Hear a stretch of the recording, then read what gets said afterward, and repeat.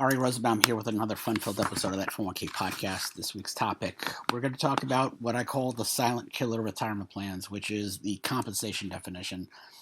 The really outside of missed-deferral opportunities, to me, I see that, number two with a bullet in terms of plan mistakes, needless plan mistakes, because I think that compensation falls, the way people draft compensation in plans, they stray away from my formula of KISS, keep it simple, stupid. But of course, first things first, go to that 401ksite.com for further information on our events. End of January, I think the 29th and 30th, we've got the National Virtual Conference. We have a couple dozen people signed up already, signing, sponsors to speak, which is going to be fun. Every year is different. Free to attend, sign up. Of course, it will be available on YouTube within 24 hours, so it's always there when you need it or when you have time to see it. Which always reminds me of my iTunes library. There's always like something that I bought that I haven't watched yet, but that's life. And of course, Chicago, April, Colorado, May. Eventually, we'll book DC for September. I know some of the games. We're seeing the Mets around that time when they're in town. And, as I record this, the last couple of days for the Mets fans has not been so good, especially losing Pete Alonso. But whatever, life goes on. Survive Darryl Strawberry leaving, I'll survive this.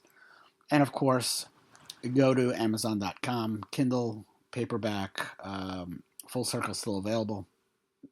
I appreciate the dozen people who bought it. That 401k plan provider handbook will be out in January. I did an interview with 401k Wire. I don't know if they ran the story or not. January 6th, it's already ready pre-order for Kindle, not so for paperback. Paperback, it will come out on January 6th. Just really my philosophy on plan providers, how to, market and, everything that I've ever learned over the last 27 years of what to do and certainly what not to do. So let's get to the topic at hand. I think that when it comes to the 401k plans, everybody talks about, the big stuff, plan costs, fiduciary governance, excess fees. And, while everybody's kind of focused on shiny objects, the real danger to most retirement plans quietly hides in the weeds, waiting to strike. It's not fees. It's not the investment lineup. To me, it's the definition of compensation. It's not this big, popular twist, but, it's a, really, it's an ignored definition in a retirement plan that really rears its ugly head when errors are discovered. In my eyes, I've always been big nuts and bolts about plans. I'm not an ERISA litigator. I'm like Jerry Schlichter, focusing on, fees and such. Or some of the wannabe Jerry Schlichters who want to sue over the silliest of things. But to me, compensation is really the heartbeat of a retirement plan. It's that nexus, it's that middle where, drives contributions, testing, employer matching contribution limits, and eligibility.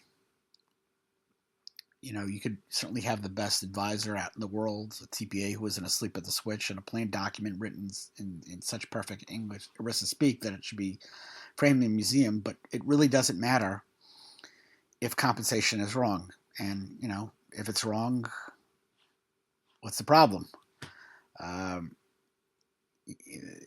The problem is that a lot of times plan sponsors really don't know what compensation means in a retirement plan context. They assume it means whatever payroll spits out on Friday. But, ERISA and the IRS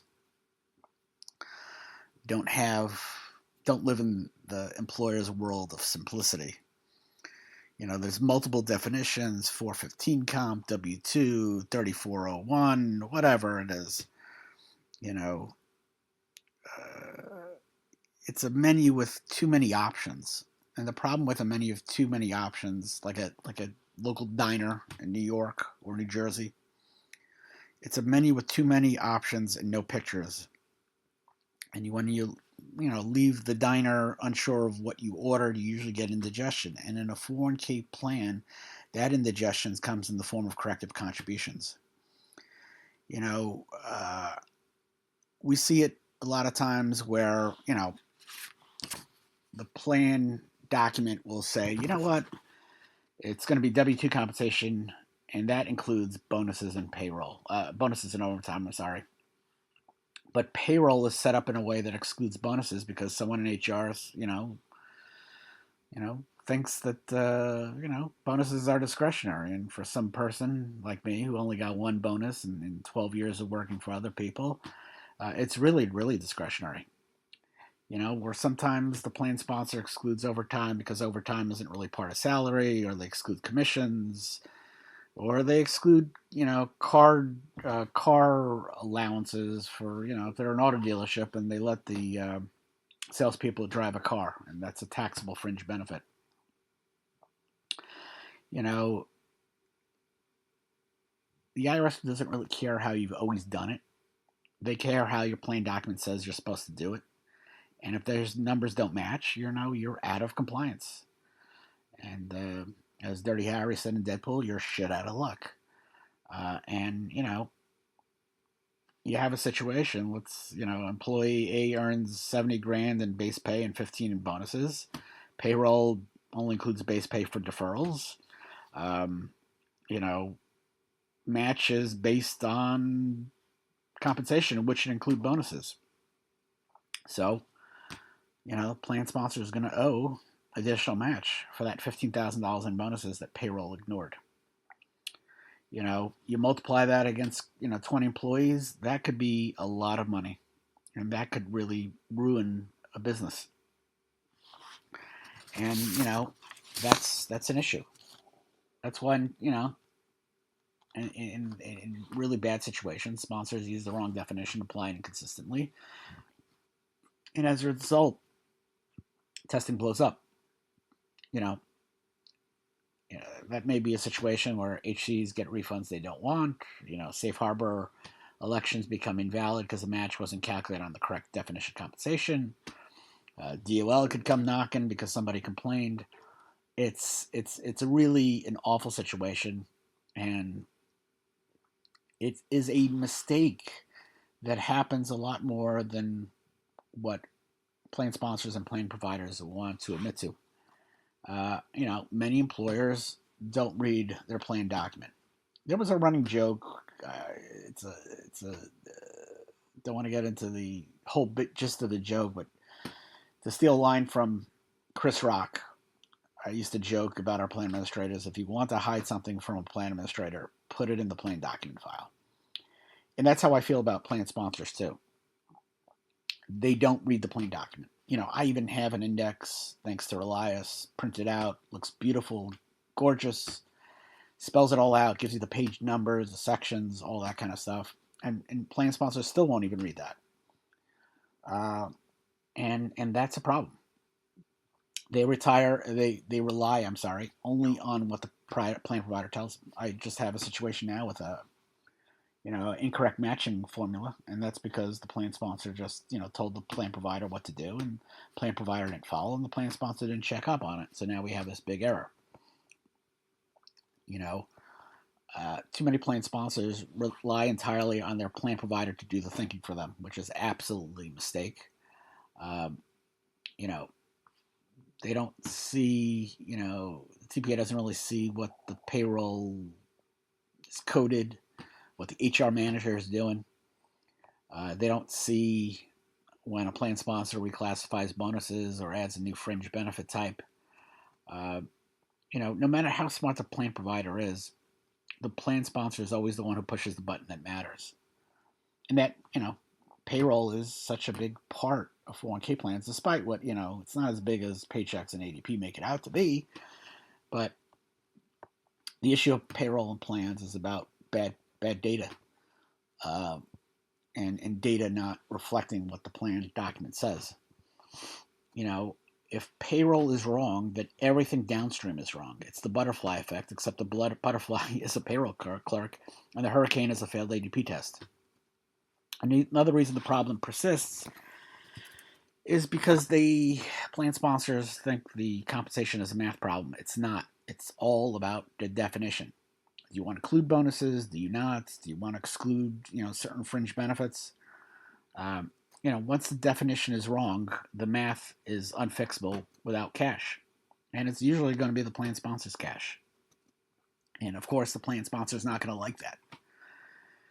Plans don't fail in big ways, they really fail in quiet ways. And when something goes wrong with investments, you can feel it. Markets drop, everybody panics, advisors scramble, everything is loud and visible. But when compensation is wrong, no one notices for months or years. The deferral percentage looks correct because it's correct based on incorrect compensation. The match looks reasonable because it's matching correct information. It's a fraud or innocence. No one did anything intentionally, but the damage, accumulates one paycheck at a time. I've seen,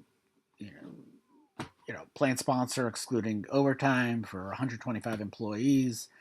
Went on for 5 years, and the plan sponsor has to write a huge check to fix that. And that's always the issue that I always see.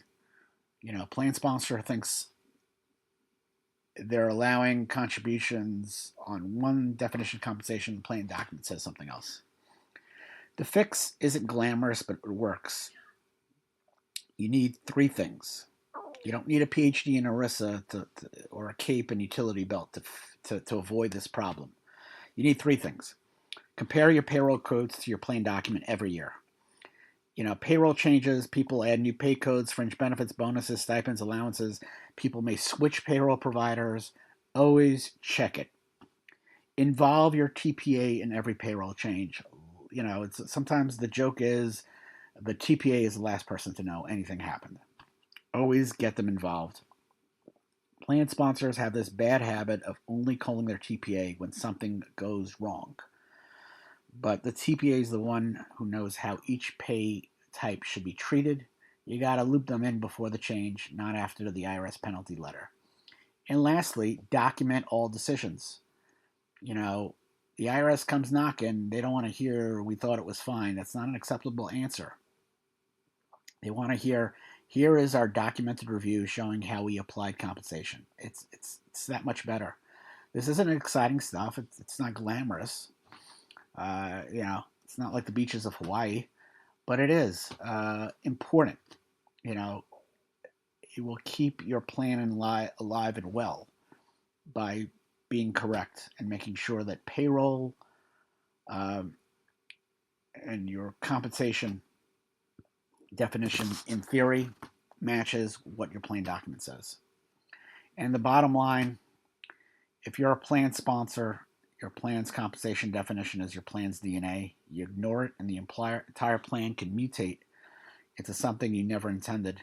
You need to pay attention to it, and everything else falls into place. Testing, matches, contributions, compliance, participant satisfaction. Honestly, the compensation definition could be the most boring superstar in the 401k universe. It doesn't get clicks. It's not glamorous. It's not going to trend on social media. But it's all about nuts and bolts. And without proper nuts and bolts, the thing falls apart. But understanding, that your practice has to meet the definition of your plan document will help you save money, protect you from audits, especially the Department of Labor.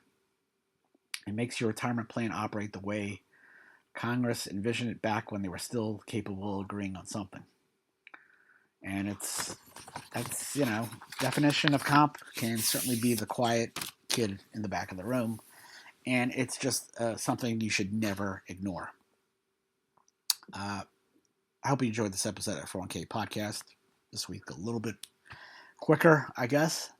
But of course, go to that 401ksite.com, sign up for our events. Chicago, Denver, Washington, D.C. And please sign up at National Virtual Conference. It's free. And of course, Full Circle available on Kindle and paperback.